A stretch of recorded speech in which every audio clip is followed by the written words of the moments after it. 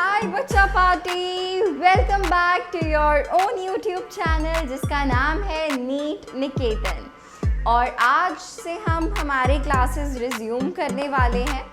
As you guys no कि अभी तक हम लोग चैप्टर नंबर 1 जो है क्लास 11 का which is some basic concepts of chemistry, वो हम कंप्लीट कर चुके हैं।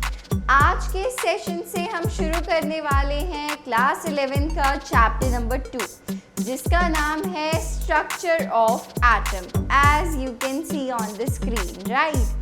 एंड हम अपने जूनियर क्लासेस से पढ़ते आ रहे हैं everything around us is made up of atoms, right. तो एटम के स्ट्रक्चर का पता होना बहुत ज़रूरी है और इसीलिए चैप्टर हमारे लिए काफ़ी इम्पोर्टेंट है।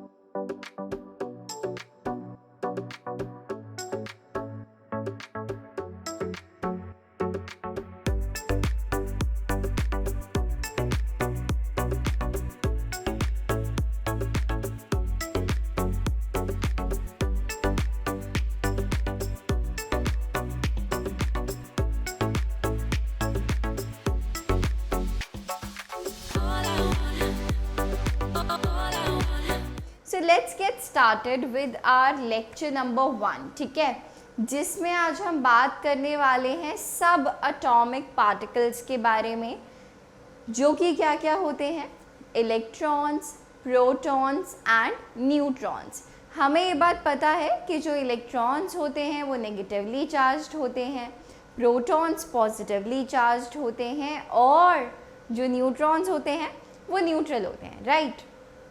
आज हम इनके डिस्कवरी के बारे में पढ़ने वाले हैं, ठीक है, कि इलेक्ट्रॉन कैसे डिस्कवर हुआ था, प्रोटॉन कैसे डिस्कवर हुआ था, न्यूट्रॉन कैसे डिस्कवर हुआ था।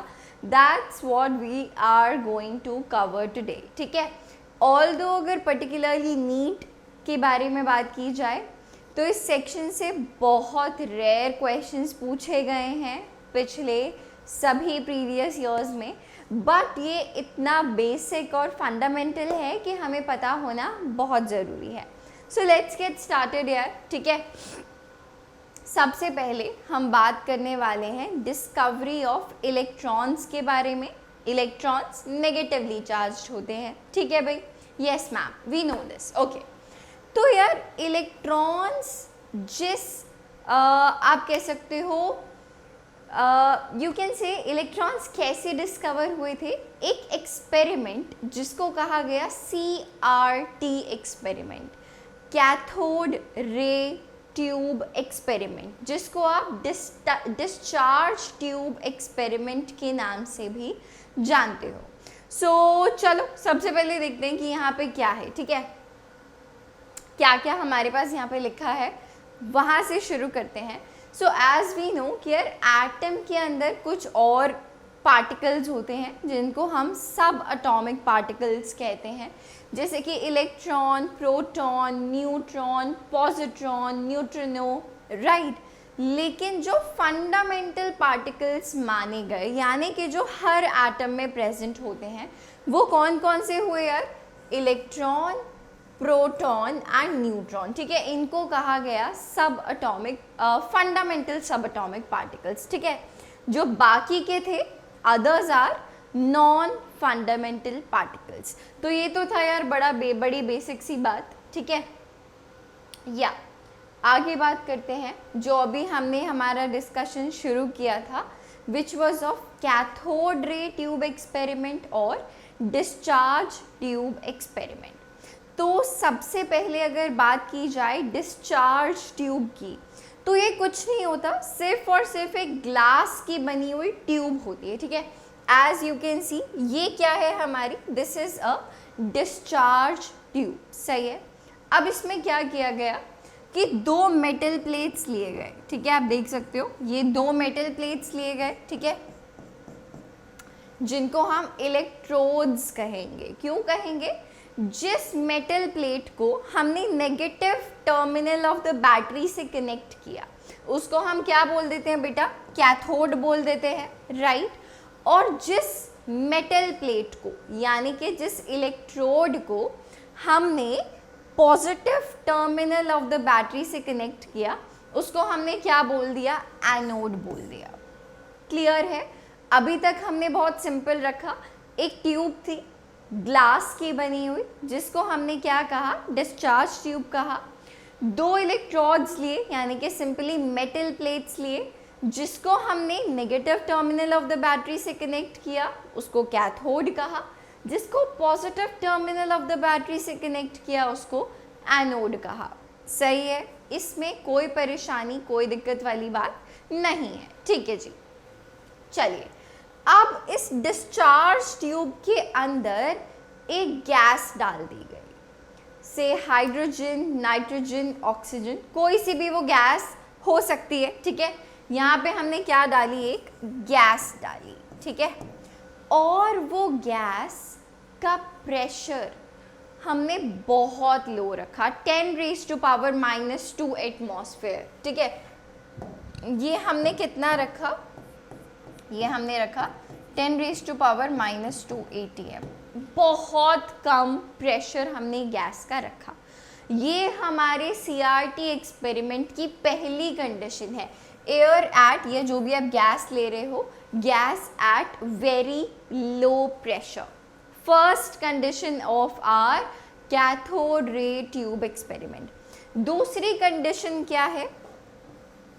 दूसरी कंडीशन क्या है कि जो हमने बैटरी लगाई, राइट, हमने एक बहुत हाई वोल्टेज सोर्स से इसको कनेक्ट कर दिया।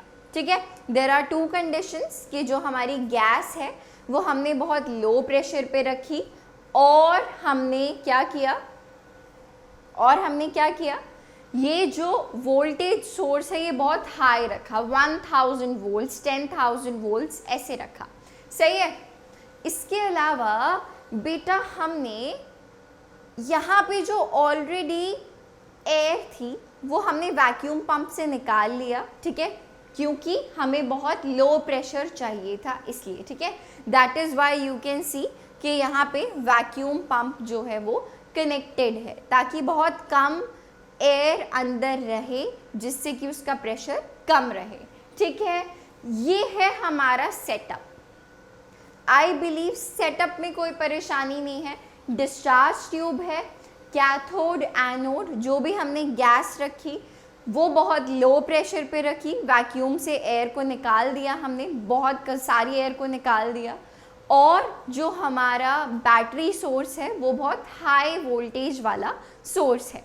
सो this is our setup of CRT experiment.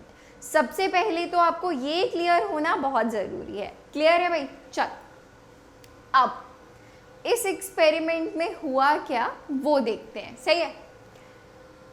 अब यार जो यहाँ पे गैस है, ठीक है, सपोज हमने यहाँ पे ली हाइड्रोजन। ठीक है, जो हाइड्रोजन गैस है वो यहाँ पे बहुत लो प्रेशर पे है। सही है? अब जैसे ही जो हमारा हाई वोल्टेज जो सोर्स है, हमने ये क्यों लिया? चलो सबसे पहले इसके बारे में बात करते हैं कि हमने हाई वोल्टेज सोर्स को क्यों लिया। एक बार आगे भी देख लेते हैं क्या है हमारे पास। राइट, जो अभी आपको बताया वही है। सही है? पीछे चलते हैं एक बार तो वापस से। या हम कहाँ थे कि हमने हाई वोल्टेज सोर्स को क्यों लिया है। या देखो, अभी तक इलेक्ट्रॉन की डिस्कवरी नहीं हुई है यहाँ पे, बट हमें पता है कि एटम के अंदर इलेक्ट्रॉन होता है, न्यूक्लियस होता है। राइट, सो अगर मैं बोलूँ कि जो भी तुमने गैस ली, सपोज आपने हाइड्रोजन ली, तो आपको पता है यार ये न्यूक्लियस है। ठीक है, और इलेक्ट्रॉन इसके चारों ओर रिवॉल्व कर रहे हैं ना, जो इलेक्ट्रॉन है वो उसके चारों ओर रिवॉल्व कर रहे हैं। ये बहुत बेसिक सा मॉडल है जो हमें हर चीज़ को हेल्प आउट करने में इम्पॉर्टेंट होता है। सही है? अब न्यूक्लियस पॉजिटिवली चार्ज है, इलेक्ट्रॉन नेगेटिवली चार्ज है, तो फॉर श्योर इनके बीच में एक अट्रैक्टिव पुल है ना। There is some attraction between the nucleus and the electron. Right, nucleus basically positively charged, electron negatively charged, तो इन दोनों के बीच में कुछ ना कुछ अट्रैक्शन होगी। यस मैम, होगी। तो इस इलेक्ट्रॉन को बाहर निकालने के लिए, है ना, इस इलेक्ट्रॉन को बाहर निकालने के लिए हमने इसीलिए बहुत हाई वोल्टेज सोर्स लिया है, ताकि इसके ऊपर एक अच्छा हाई वर्क डन किया जा सके और जो ये इलेक्ट्रॉन है वो इसमें से बाहर निकल जाए, एस्केप आउट कर जाए इस एटम में से। अब इस हाई वोल्टेज सोर्स के कारण ही जो इलेक्ट्रॉन है वो बाहर निकल जाएगा। अब बाहर तो निकल गया, जाएगा किधर? मैम, इलेक्ट्रॉन है नेगेटिवली चार्ज्ड, तो वो किस प्लेट की तरफ जाएगा? अगर इलेक्ट्रॉन जो है वो यहाँ पे है, वो किधर की तरफ जाएगा? बेटा पॉजिटिव चार्ज्ड प्लेट की तरफ जाएगा, है ना। पॉजिटिव और नेगेटिव एक दूसरे को क्या करेंगे? अट्रैक्ट करेंगे। बड़ी सिंपल सी बात है। तो इसीलिए एक बीम ऑफ इलेक्ट्रॉन्स, एक सिंटिलेशन देखा गया, एक फ्लोरेसेंस देखा गया, है ना।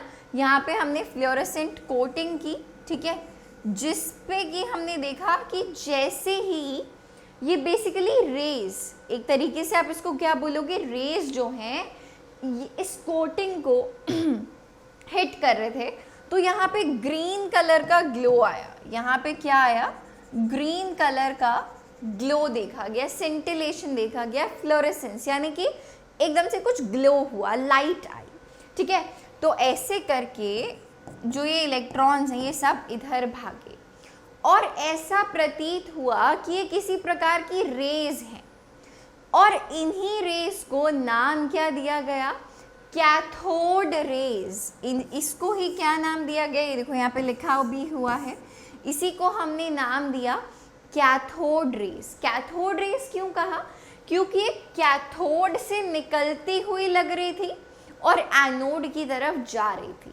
क्योंकि ये कैथोड से निकल रही थी इसीलिए इसका नाम दिया गया कैथोड रेज, जो कि एक्चुअली में क्या है? इलेक्ट्रॉन बीम है। क्लियर है? Is this all right? I believe yes. This was our CRT experiment which leads to the discovery of electrons. इस एक्सपेरिमेंट से पता चला कि एक सब एटॉमिक पार्टिकल है भाई इलेक्ट्रॉन, फंडामेंटल पार्टिकल है और वो नेगेटिवली चार्ज्ड है। तो ये पता चला हमारे डिस्चार्ज ट्यूब एक्सपेरिमेंट या फिर कैथोड रे ट्यूब एक्सपेरिमेंट से। चलो इसको जल्दी से सॉरी, हाँ, अभी हमने जो भी समझा ना एग्जैक्टली वही सब चीज़ें यहाँ पे आपके लिए मैंने लिखी हुई हैं ताकि आपको बड़े अच्छे से समझ में आए, ठीक है। तो चलो इसको पढ़ते हैं और समझते हैं कि यहाँ पे क्या क्या चीज़ें कैसे कैसे लिखी हैं। So electron was discovered by J.J. Thomson in 1897। ये एक्सपेरिमेंट किसने किया था?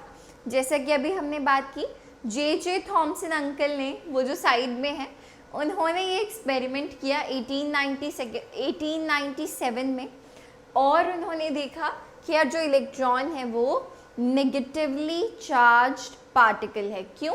क्योंकि हमने देखा कि वो एनोड की तरफ भाग रहा था, पॉजिटिव चार्ज्ड प्लेट की तरफ भाग रहा था।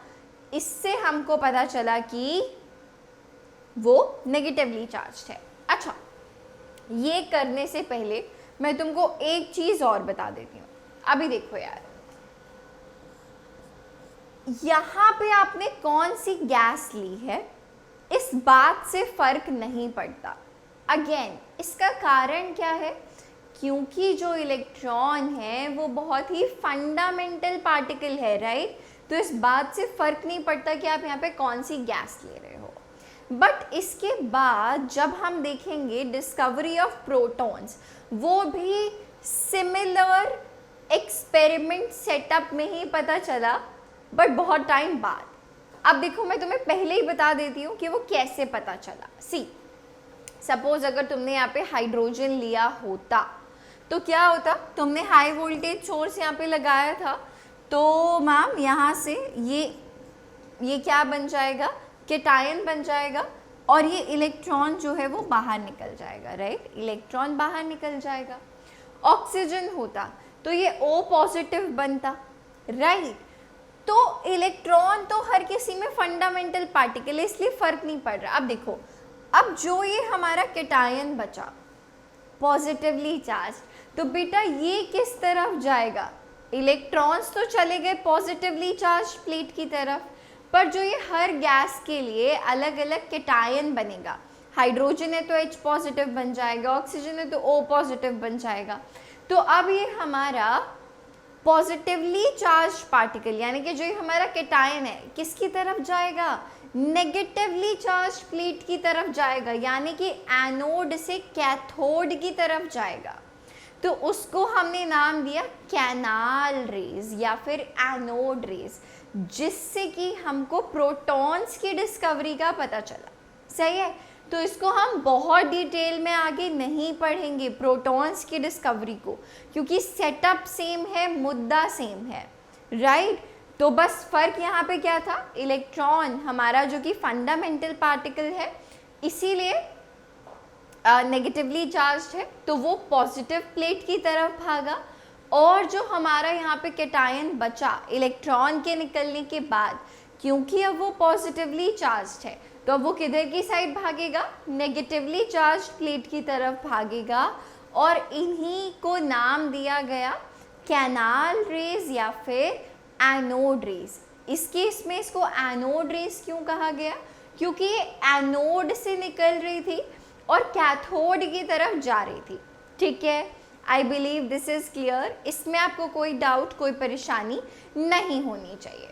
चल एक बार अभी क्या करते हैं, जो हमने यहाँ पे लिखा है वो पढ़ के भी समझना बहुत ज़रूरी है ना, कि एग्जैक्टली जो लिखा है वो हमें समझ में आ रहा है कि नहीं आ रहा है। ठीक है भाई, सो यस, ये हम ऑलरेडी देख चुके हैं, आगे बात करते हैं। सो या cathode rays were discovered by William Crookes and J.J. Thomson using cylindrical hard glass tube, है ना, जो हमने देखा, जिसको हमने क्या कहा था, discharge tube, right, cylindrical in shape, और किससे बनी है, it is a glass tube, right, with two metallic electrodes, anode and cathode, ये भी हमने देखा। The tube has a side tube with a stopcock, this tube was known as discharge tube, ये हमें पता है। They passed electricity 10,000 volts. I told you कि जब हमने उसको हाई वोल्टेज सोर्स से कनेक्ट किया, जब हमने उसके थ्रू इलेक्ट्रिसिटी को पास किया, तो क्या हुआ, एट वेरी लो प्रेशर, ठीक है, they pass electricity through discharge tube at very low pressure. Now इसका फंडा क्या है, ये एक हमारा सवाल ज़रा रह गया था कि मैम हमें समझ में आ गया कि हमने हाई वोल्टेज क्यों ली, है ना, ताकि जो इलेक्ट्रॉन है वो बाहर निकल जाए। हमने इस गैस को बहुत लो प्रेशर पे क्यों रखा, बेटा देखो, अगर गैस का प्रेशर ज़्यादा होता, बेसिकली अगर यहाँ पे बहुत ज़्यादा गैशियस मॉलिक्यूल्स प्रेजेंट होते, तो वो पार्टिकल्स, बेसिकली वो गैशियस एटम्स एक दूसरे के साथ कॉन्टिन्यूसली क्या कर रहे होते, कोलाइड कर रहे होते, है ना, और जब ये इलेक्ट्रॉन्स कैथोड से एनोड की तरफ जाते, तो वो कोलिजन और वो ज़्यादा नंबर ऑफ एटम्स एक तरीके से ऑब्स्ट्रक्शन का काम करते हैं ना, दिक्कत देते हैं इन इलेक्ट्रॉन्स को मूव करने में, है ना। अब इन बेचारे इलेक्ट्रॉन्स के पास अगर जगह ही नहीं है आगे जाने के लिए, तो वो कैसे बात बनती, तो इसीलिए हमने इस गैस को बहुत ही लो प्रेशर पे रखा। ठीक है, दिस इज़ द रीज़न। और जैसा हमने देखा कि CRT एक्सपेरिमेंट को करने के लिए दो कंडीशंस जो हैं वो बहुत इंपॉर्टेंट थे बच्चे, क्या क्या, gas at very low pressure and high voltage source. ठीक है भाई, चलिए, so yes, blue rays were emerged from the cathode. These rays were termed as cathode rays. Clear है? चलिए जी आगे बात करते हैं कंडीशंस फॉर CRT एक्सपेरिमेंट। अभी अभी हमने बात भी की, डिस्कस भी किया। पहला high voltage low pressure. Ma'am reason क्या है? ये रहा जो एग्जैक्टली अभी रीज़न बताया। देखो high voltage, so it raises the kinetic energy of electrons which enhances the likelihood of electrons removal from the gaseous molecule, है ना, कि इलेक्ट्रॉन्स जो हैं वो रिमूव हो जाएंगे किस में से? गैशियस मॉलिक्यूल में से। लो प्रेशर का बेटा क्या कारण है? The cathode ray tube is evacuated to low pressure because the electrons can move freely through the tube, है ना, ताकि जो कोलिजन है गैशियस मॉलिक्यूल्स के बीच में वो क्या हो? कम हो, और जो हमारे इलेक्ट्रॉन्स हैं वो बहुत इजीली कैथोड से एनोड की तरफ ट्रैवल कर सकें। सही बात है। The electrons are obstructed by the air molecules in the presence of normal pressure. जो एग्जैक्टली अभी हमने समझा वही बातें यहाँ पे रिटन है, ठीक है ना। बहुत इंपॉर्टेंट टॉपिक आता है अभी, these are the characteristics of cathode rays, है ना, इनके बारे में क्या क्या खास बात है। सो सबसे पहले ऐसा करते हैं, रीड करते हैं, उसको समझते हैं, बहुत इजी रहेगा। चलो पहला पॉइंट अगर देखा जाए तो यार जो कैथोड रेज हैं वो किस चीज़ से बनी हुई हैं? नेगेटिवली चार्ज्ड पार्टिकल्स जिनका नाम है इलेक्ट्रॉन्स, राइट। सो या the cathode rays consist of negatively charged particles known as electrons। पहला पॉइंट क्लियर है, राइट, इसमें कोई परेशानी नहीं। नेक्स्ट, यार जो हमारे कैथोड रेज हैं वो कहाँ से शुरू होते हैं? मैम कैथोड से शुरू होते हैं, एनोड की तरफ जाते हैं, और इसीलिए हम उसको कैथोड रेज बोलते हैं। सही है। So the cathode rays starts from cathode and move towards anode. ये तो हम ऑलरेडी दो बातें पीछे सीख चुके हैं। नेक्स्ट देखो, जो हमारे कैथोड रेज होते हैं वो हमेशा स्ट्रेट लाइन में ट्रैवल करते हैं। So cathode rays always travel in a straight line. अच्छे बच्चों की तरह सीधी लाइन में हमारी कैथोड रेज ट्रैवल करती हैं, ठीक है ना। अभी जो कैथोड रेज हैं वो फ्लोरेसेंस प्रोड्यूस कर सकती हैं, सिंटिलेशन, लाइट या ग्लो प्रोड्यूस कर सकती हैं। इसीलिए तो हम डिटेक्ट कर पाए, है ना, जब इलेक्ट्रॉन्स ने उस फ्लोरेसेंट कोटिंग को हिट किया तो तुरंत उस पर ग्लो आया, फ्लोरेसेंस आया। तो यहाँ से हम क्या कह सकते हैं कि कैथोड रेज जो हैं वो फ्लोरेसेंस या ग्लो प्रोड्यूस करती हैं। फ्लोरेसेंस का मतलब क्या है बच्चे? ग्लो।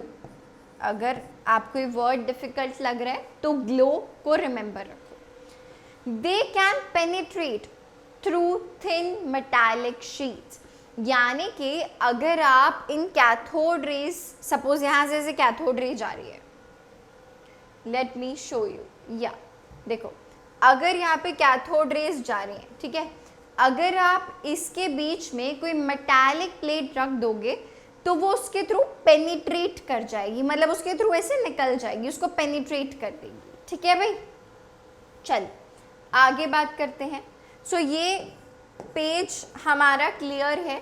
जल्दी से आप क्या करो, इन सबको रीड करो, फिर हम नेक्स्ट पे आते हैं और कैरेक्टरिस्टिक्स ऑफ कैथोड रेज की फिर हम बात करेंगे। आई बिलीव तुमने देख लिया है। आगे चलते हैं। नेक्स्ट देखो, cathode rays produce mechanical effect. Now what is a mechanical effect? यानी कि मतलब क्या कर सकती है, क्या कुछ सॉलिड कर सकती हैं वो? They can rotate the wheel placed in their path. अभी देखो यार, जो कैथोड रेज हैं वो कुछ नहीं है, बस इलेक्ट्रॉन बीम है ना, कि बहुत सारे इलेक्ट्रॉन जैसे ट्रैवल कर रहे हैं, है ना।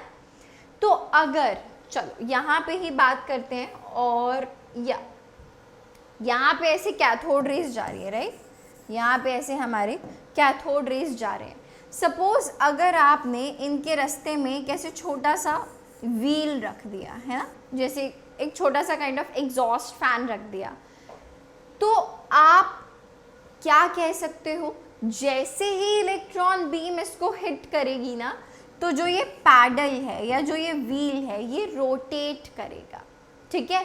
सो यू कैन से कि जो कैथोड रेज हैं, अगर आप उसके पाथ में कोई छोटा सा व्हील रख दोगे, है ना, तो वो उसको क्या करेंगे, रोटेट करेगी, ठीक है बच्चे। दैट्स व्हाट यू कैन से। इसको अभी हटा देते हैं, आगे बात करते हैं जल्दी से। हियर वी वर, या cathode raise heat the object on which they fall. तो अगर हमारे कैथोड रेज किसी चीज़ के ऊपर हिट करेंगे तो वो हीट हो जाएगा, वो गर्म हो जाएगा। क्यों? Because of transfer of kinetic energy to the object. क्यों?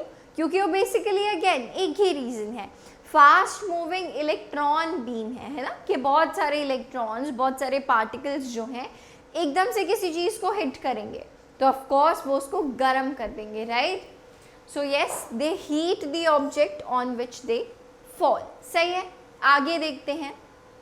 Now cathode rays possess ionizing power, यानी कि अगर आप किसी गैस के थ्रू कैथोड रेज को पास करोगे तो वो आयनाइज हो जाएंगी। कारण वही है, इलेक्ट्रॉन बीम है इसलिए। सही है।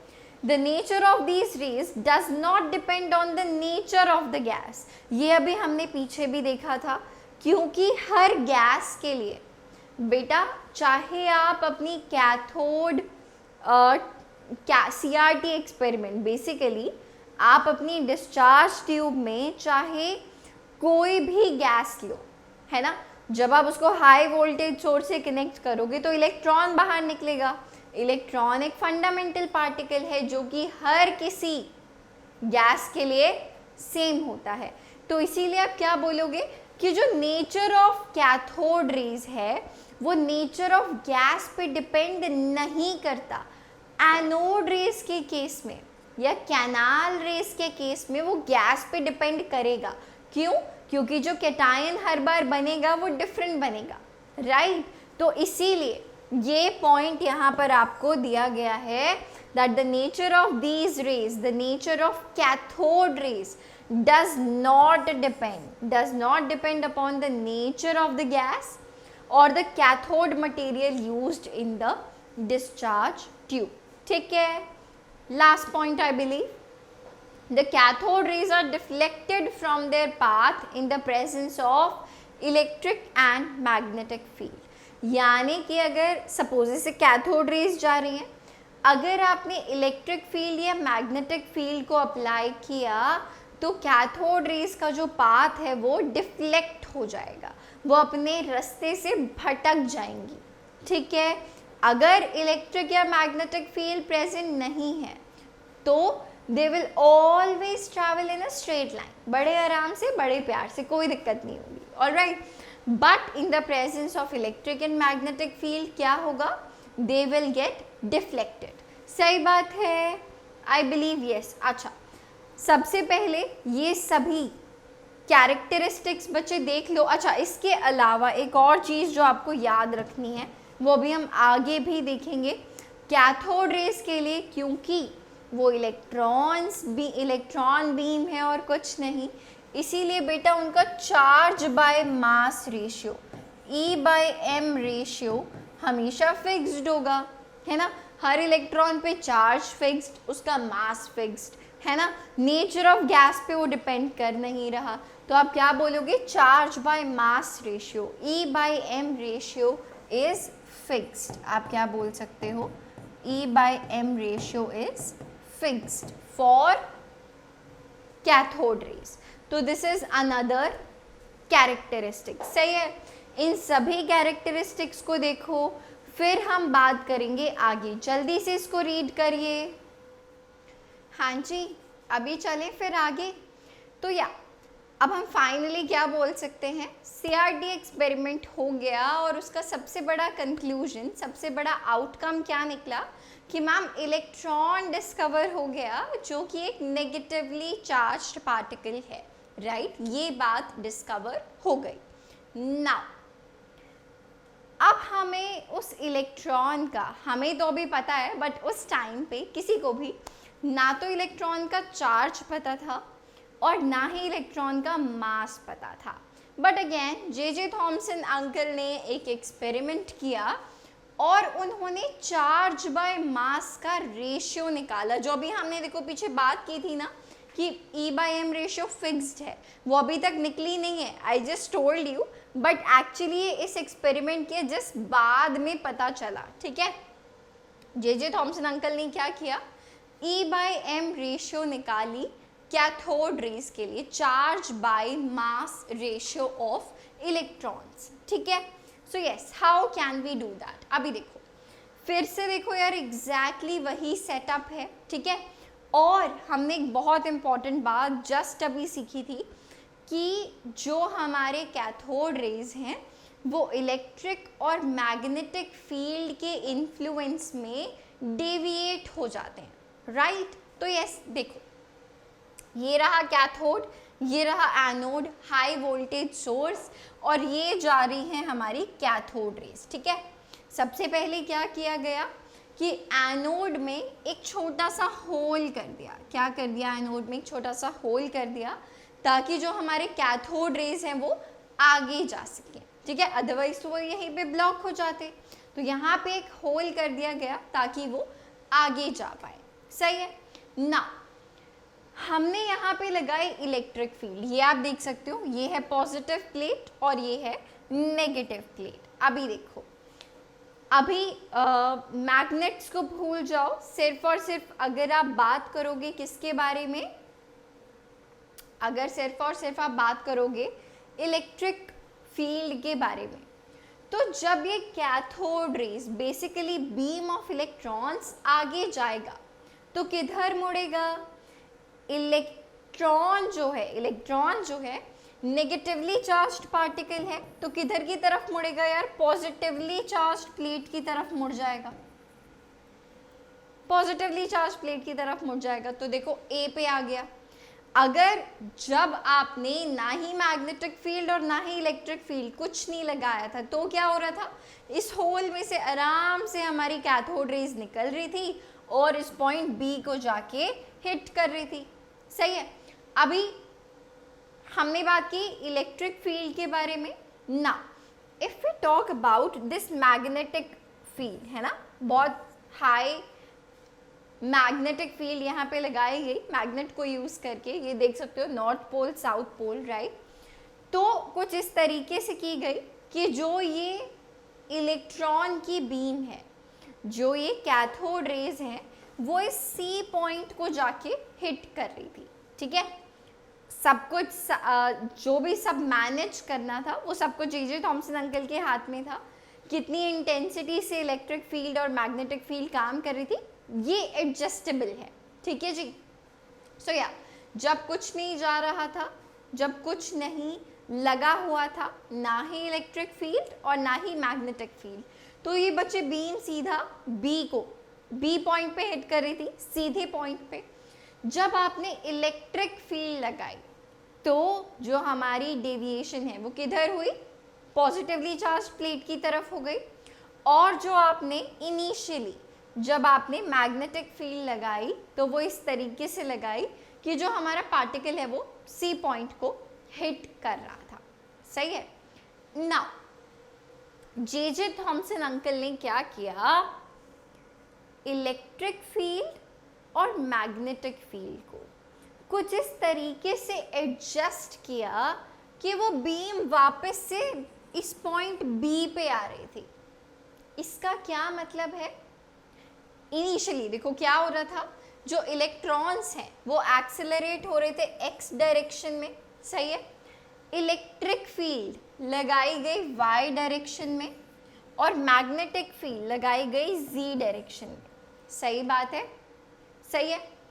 अब इलेक्ट्रिक फील्ड और मैग्नेटिक फील्ड को कुछ इस तरीके से मैन्युअली एडजस्ट किया गया कि कोई डिफ्लेक्शन ना हो, वापस से जो ये कैथोड रेज हैं इस बी पॉइंट को जाके हिट करें। तो इसका क्या मतलब है, ये कैसे हुआ होगा, जब बेटा जितना फोर्स इलेक्ट्रिक फील्ड लगा रही है उसको ऊपर की तरफ डेविएट करने में, उतना ही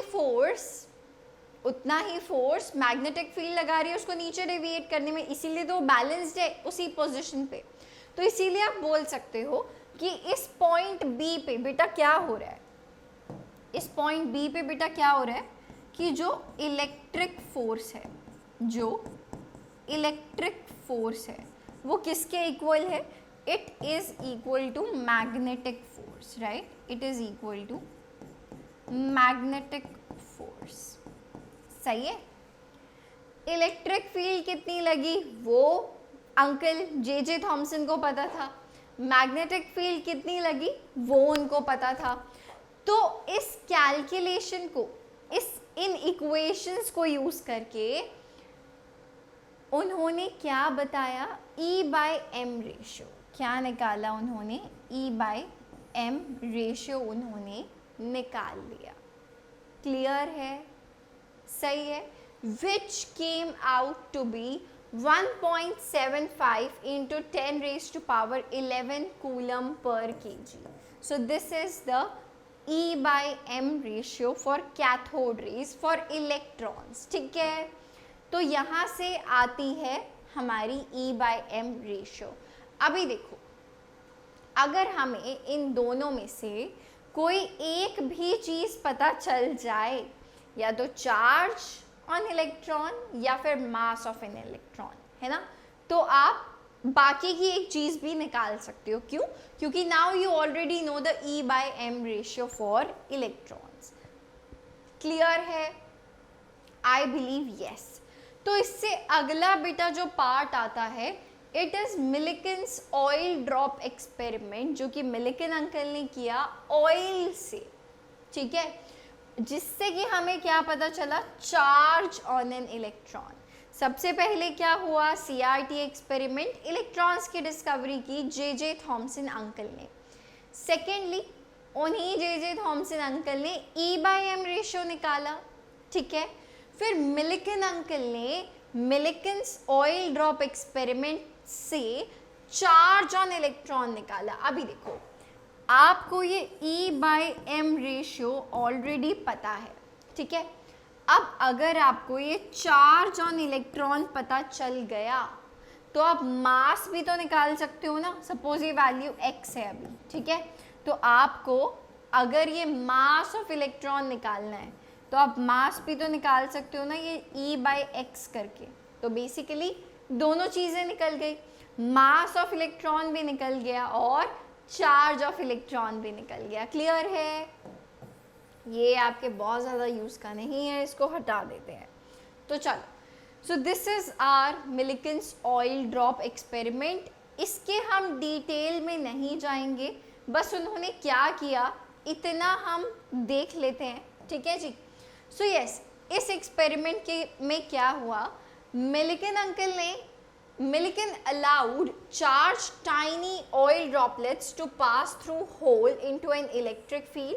By varying the strength of electric field, the charge over the oil droplet was calculated, which always came out to be the integral multiple of E, है ना, जिससे कि हमें पता चलता है that Q is equal to NE। आपने physics में भी पढ़ा है कि जो बेटा वो चार्ज निकल के आया वो हमेशा इंटीग्रल मल्टीपल निकला एक पर्टिकुलर चार्ज का, इलेक्ट्रॉनिक चार्ज का, ठीक है जी। Is that clear? वो भी आपको बता देते हैं, हमारे पास आपके लिए सब कुछ है, right. So here is the electron जिसका एब्सोल्यूट चार्ज कितना निकला, -1.6 into 10 raise to power -19 coulomb. ये आपको पता होना चाहिए। रिलेटिव चार्ज की अगर बात करें तो हम इलेक्ट्रॉन के लिए -1, प्रोटॉन पे भी उतना ही चार्ज होता है, इसीलिए हम उसको +1 लेते हैं। न्यूट्रॉन जो है वो न्यूट्रल होता है, इसलिए हम उसको 0 लेते हैं, ठीक है। ये मास निकले यहाँ से 9.1 into 10 raise to power -31 kg for electron. Electron की पर्टिकुलरली बात कर रहे हैं क्योंकि हम इलेक्ट्रॉन्स के बारे में सब कुछ देख चुके हैं, ठीक है भाई। चार्ज भी बता दिया मिलिकन अंकल ने और अगर चार्ज निकल गया यहाँ से तो मास ऑफ इलेक्ट्रॉन भी निकल गया, which came out to be 9.1 into 10 raise to power -31 kgs। तो यार यहाँ से जो इलेक्ट्रॉनिक चार्ज निकला वो कितना था, -1.76 into 10 raise to power -19 coulomb, और मास ऑफ इलेक्ट्रॉन बच्चे कितना निकला, 9.1 into 10 raise to power -31 kgs। ठीक है, ये वैल्यूज आपको याद होने चाहिए। क्लियर है? जल्दी से इसको देखिए, फिर हम चलेंगे आगे। चलो यार आगे बढ़ाते हैं हमारे डिस्कशन को और बात करते हैं डिस्कवरी ऑफ प्रोटॉन्स के बारे में, जो हम इनिशियली ऑलरेडी देख चुके हैं। ठीक है, फटाफट से एक बार और देख लेते हैं। Electrical discharge carried out in the modified cathode ray tube leads to the discovery of protons. ठीक है, प्रोटॉन्स पॉजिटिवली चार्ज्ड होते हैं, ये बात हमने देख लिया है। सही बात है यार? तो देखो एग्जैक्टली यार फिर से वही सेटअप है ना, वही हमारे पास डिस्चार्ज ट्यूब है, कैथोड है, एनोड है, हाई वोल्टेज सोर्स है, और जो एयर है या जो भी हमारी गैस है वो लो प्रेशर पे प्रेजेंट है, राइट। तो जैसे कि अभी हमने देखा था कि जो हमारे पॉजिटिवली चार्ज्ड आयंस यानी कि जो कैटायंस बचे थे, इलेक्ट्रॉन तो बाहर निकल गया था because of high voltage source, तो बचा क्या था हमारे पास, कैटायन बचा था। अब वो कैटायन कहाँ से कहाँ जाएगा, पॉजिटिवली चार्ज है तो नेगेटिवली चार्ज प्लेट की तरफ जाएगा, तो इन्हीं को ही नाम दिया गया कैनाल रेज या फिर एनोड रेज। ठीक है भाई, इसमें अब बहुत ज़्यादा कुछ समझने जैसा नहीं है, एग्जैक्टली वही चीज़ है जो अभी हमने पीछे समझी। क्लियर है? इसकी अब कुछ कैरेक्टरिस्टिक्स देख लेते हैं ऑफ एनोड रेज। ठीक है जी। So yes, unlike cathode rays, the positively charged particles depend on the nature of gas। ये भी हमने बात देख ली थी कि बेटा अब हाइड्रोजन का कैटायन अलग बनेगा, नाइट्रोजन का अलग बनेगा, है ना, ऑक्सीजन का अलग बनेगा, हीलियम का अलग बनेगा। तो इसीलिए जो एनोड रेज हैं they depend on the nature of gas, right, present in the cathode ray tube। These are simply positively charged gaseous ions, जो अभी हमने डिस्कस किया। The charge to mass ratio of the particles is found to be depend, obvious सी बात है यार। अब देखो जो हम चार्ज बाय मास रेशियो निकाल रहे थे, जो हम चार्ज बाय मास रेशियो निकाल रहे थे, अब हर किसी के लिए चलो चार्ज की वैल्यू तो फिक्स है ना, मास तो बेटा डिफरेंट होगा ना, राइट। तो इसीलिए इसके लिए इनफैक्ट चार्ज भी हम नहीं बोल सकते हर किसी के लिए, बट हम इन टोटल क्या कह सकते हैं कि बेटा जो चार्ज बाय मास रेशियो निकलेगा वो डिफरेंट आएगा, राइट। मास तो फॉर श्योर अलग ही होगा हर गैशियस आयन का, चाहे हाइड्रोजन, नाइट्रोजन, ऑक्सीजन, हीलियम जो भी है। ठीक है, some of the positively charged particles carry a multiple of the fundamental unit of the electrical charge। The behavior of these particles in the magnetic field or electric field is opposite। हमारे साथ cathode rays में क्या हो रहा था कि electric या magnetic field के प्रेजेंस में वो डेविएट कर रहे थे, सही है। इनका नेचर कैथोड रेज से ऑपोजिट निकल के आता है in the presence of electric and magnetic field. I believe ये सारे पॉइंट्स आपके NCERT बेस्ड हैं बच्चे, these are all NCERT based. ठीक है, मोर ओवर इस सेशन के बाद आपको जो NCERT है उसमें मैं आपको सेक्शन भी अभी बता दूंगी, आपको सारे सेक्शन वाइज जहाँ पे डिस्कवरी ऑफ सब अटोमिक पार्टिकल्स वाला पहला ही सेक्शन है 2.1, वो आपको NCERT से रीड करना है। ठीक है, सेक्शन 2.1 आपको NCERT से अच्छे से रीड करना है, वही सब कुछ हम आज के सेशन में डिस्कस कर रहे हैं, सही है। चलो So yes, discovery of protons. This is the smallest and lightest positive ion was obtained from hydrogen, right? अब क्वेश्चन आता है कि यार प्रोटॉन होता क्या है. तो जब डिफरेंट गैसेस को लेके ये एक्सपेरिमेंट किया गया तो ऐसा देखा गया कि जो लाइटेस्ट पार्टिकल है, लाइटेस्ट पॉजिटिव पार्टिकल है, वो किससे ऑब्टेन हुआ है? हाइड्रोजन से. किससे ऑब्टेन हुआ है? हाइड्रोजन से. जब हाइड्रोजन में से इलेक्ट्रॉन निकल गया तो क्या बचा? H पॉजिटिव बचा, और इसी को ही बचे हमने क्या नाम दिया? This is nothing but proton, जो कि एक फंडामेंटल पार्टिकल है. ये जो है बाकी हर एलिमेंट में प्रेजेंट होता है. This is the fundamental positive and lightest particle, जिसको हमने क्या नाम दिया? Proton. So proton is H positive. ठीक है, चलिए और आगे बात कर लेते हैं. Discovery of neutrons. अब देखो, न्यूट्रॉन्स की डिस्कवरी काफ़ी बाद में हुई. क्यों? क्योंकि बड़ी सिंपल सी बात है. सबको पता था कि जो एटम है ना वो न्यूट्रल है. अब negatively charge particle electron discover हो चुका था, positively charge particle proton discover हो चुका था. तो उन्हें लगा कि सारा स्यापा खत्म हो गया. नेगेटिवली चार्ज पार्टिकल मिल गया, पॉजिटिवली चार्ज पार्टिकल मिल गया, एटम की न्यूट्रलिटी एक्सप्लेन हो गई. सही है. बट एटॉमिक नंबर और एटॉमिक मास जो है वो ज़रा मैच नहीं कर रहे थे. तो जो हमारे जेम्स चैडविक अंकल हैं, उन्होंने सोचा कि यार कोई ना न्यूट्रल पार्टिकल भी ज़रूर अंदर प्रेजेंट है एटम के, और उन्होंने एक्सपेरिमेंट्स शुरू कर दिए. सही है. So yes, the British physicist Sir James Chadwick discovered neutrons in the year 1932, और जिसके लिए इनको नोबेल प्राइज भी मिला था न्यूट्रॉन की डिस्कवरी के लिए. सही है. वो हमारे जेम्स चैडविक अंकल हैं. न्यूट्रॉन हमें पता है न्यूट्रल होते हैं, यानी कि उनके ऊपर किसी प्रकार का कोई चार्ज नहीं होता है. सही है. Neutrons are subatomic particles that are one of the primary constituents of atomic nuclei.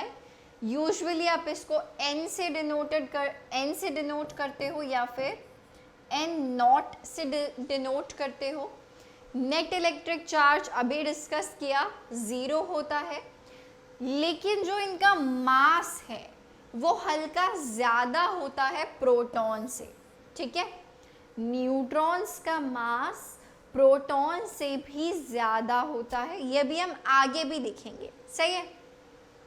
Neutrons and protons collectively, जो कि न्यूक्लियस के अंदर प्रेजेंट होते हैं, इनको हम क्या बोलते हैं? Collectively nucleons. अगर आप कभी ये वर्ड सुनो, कलेक्टिवली न्यूक्लियॉन्स, इसका क्या मतलब है कि हम प्रोटॉन्स और न्यूट्रॉन्स के बारे में बात कर रहे हैं.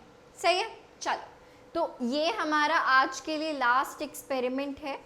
हम डिस्कवरी ऑफ इलेक्ट्रॉन देख चुके हैं, प्रोटॉन देख चुके हैं, और अभी हम देखने वाले हैं न्यूट्रॉन. सही है. सो यस, उन्होंने क्या लिया? पोलोनियम लिया, जिसके थ्रू उन्होंने अल्फा पार्टिकल्स, है ना, अल्फा पार्टिकल्स की बीम को बेरिलियम की शीट के ऊपर बॉम्बार्ड किया. Now this question, a lot of questions arrive sometimes कि ma'am how did he know कि बेरिलियम पे ही कुछ निकलेगा. तो बच्चे, इट्स लाइक कि for sure he was experimenting. तो उन्होंने बहुत सारे शीट्स लिए होंगे, बहुत सारे alpha particle, gamma particle, probably कुछ चीज़ें उन्होंने ट्राई की होंगी, एक्सपेरिमेंट्स किए होंगे. बट जो एक्सपेरिमेंट सक्सेसफुल हुआ, जिससे कुछ आउटकम निकला, आज हम वो पढ़ रहे हैं. सो this is not the question कि वाई बेरिलियम और वाई पैराफिन वैक्स. ठीक है. द थिंग इज कि जो चीज़ सक्सेसफुल हुई, जिस चीज़ का कोई अच्छा रिजल्ट निकला, वो आज हम पढ़ रहे हैं. क्लियर है? या सो यस, उन्होंने अल्फा पार्टिकल्स. नाउ बेटा alpha particles are nothing but doubly charged helium ions, ठीक है, doubly charged helium ions, He2 positive को ही आप क्या बोलते हो, अल्फा पार्टिकल्स बोलते हो। तो उन्होंने अल्फा पार्टिकल्स को बॉम्बार्ड कराया बेरिलियम की शीट पे, जिससे कि न्यूट्रल पार्टिकल्स निकले, जिसको आज हम न्यूट्रॉन्स के नाम से जानते हैं। अब इन न्यूट्रॉन्स को इन्होंने निकाला पैराफिन वैक्स के थ्रू। नाउ अब जो ये पैराफिन वैक्स है ये एक हाइड्रोकार्बन होता है which is basically a proton rich surface. कैसे सरफेस होता है? पैराफिन वैक्स एक हाइड्रोकार्बन है जो कि प्रोटॉन रिच सरफेस होता है, ठीक है। अब जब ये न्यूट्रॉन्स ने पैराफिन वैक्स को जाके हिट किया तो उसमें से प्रोटॉन्स को बाहर निकाल दिया।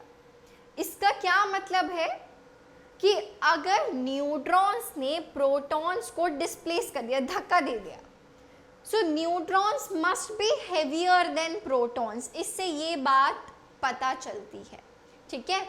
सो that's how neutrons were discovered by James Chadwick. Okay, so yes, एक बार इसको पढ़ लेते हैं तो हमें और अच्छे से समझ में आ जाएगा।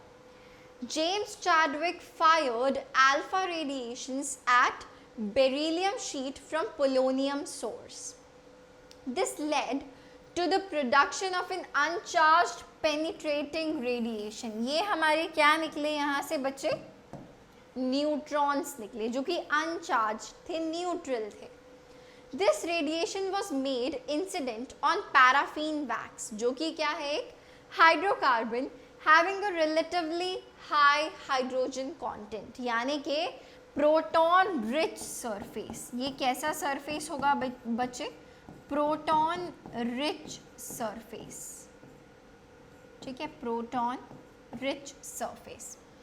The protons ejected from the paraffin wax, यहाँ से क्या हुआ कि जो ये प्रोटॉन रिच सरफेस था, न्यूट्रॉन्स ने आके इसको हिट किया तो जो प्रोटॉन्स थे वो बाहर निकल गए पैराफिन वैक्स से। Were observed with the help of an ionization chamber, जो उनका अपना सेटअप था जिससे उनको ये रियलाइज हुआ। Okay, the range of the liberated protons was measured and the interaction between the uncharged radiation and the atoms of several gases was studied by Chadwick. As I told you कि ऐसा उन्होंने बहुत सारी चीज़ों के साथ experiment किया और फाइनली उन्होंने कंक्लूड क्या किया कि जो ये पेनिट्रेटिंग रेडिएशन है, it consisted of uncharged particles having slightly more charge, slightly more mass than proton, और इन पार्टिकल्स का उन्होंने नाम क्या दिया? Neutrons. So this is basically the equation जिससे हमें न्यूट्रॉन्स की डिस्कवरी का पता चलता है। 9Be4 plus 4He2 gives you 12C6 and 1N0. ये this is neutron, this is nothing but neutron. सही है, तो यहाँ पे न्यूट्रॉन की भी डिस्कवरी हो गई। सही है भाई, ये आपका एनसीईआरटी में ही गिवन है बच्चे, टेबल 2.1 आप देख सकते हो। Electron, proton, neutron. इलेक्ट्रॉन को E से डिनोट करते हैं, प्रोटॉन को P से, न्यूट्रॉन को N से। एब्सोल्यूट चार्ज इलेक्ट्रॉन पे -1.6 इंटू 10⁻⁻19 कूलम, प्रोटॉन पे ही उतना ही पॉजिटिव चार्ज। यहाँ पे न्यूट्रलिटी एक्सप्लेन हो गई थी, लेकिन जेम्स चैडविक अंकल को लगा कि एटॉमिक नंबर और एटॉमिक मास में कुछ घपला है, तो यहाँ पे न्यूट्रॉन्स डिस्कवर हुए जिस पे चार्ज था 0। अगर आप रिलेटिव चार्ज की बात करो, -1 + 1 0, ये रहे charges. And as you can see कि बेटा जो प्रोटॉन का प्रोटॉन, न्यूट्रॉन, ये देखो प्रोटॉन और न्यूट्रॉन के मास में बिल्कुल हल्का सा डिफरेंस है। This is 1.67262 and this is 1.67493। तो इसीलिए हम बोलते हैं जो स्लाइटली हेवियर पार्टिकल्स हैं ये प्रोटॉन से, ठीक है। मास आपको यूनिफाइड मास में गिवन है और अप्रॉक्स मास 011, ठीक है जी, क्लियर है। एंड आई बिलीव आज के सेशन के लिए बस इतना ही। आज हमने तीनों सब एटॉमिक पार्टिकल्स की डिस्कवरी कैसे हुई है हमने देखा, पढ़ा, सीखा। आज के सेशन के लिए इतना ही। मिलते हैं हमारे अगले सेशन में जो और ज़्यादा आपके लिए इंटरैक्टिव और इंटरेस्टिंग होने वाला है। Till then, bye bye and all the best. Let's go. I wake up to a little bit of drool on my pillow, feel like it's gonna be a bad day. Yeah, I'm tired of shit and the coffee ain't hit yet, damn ain't that great. I don't wanna go to work 'cause my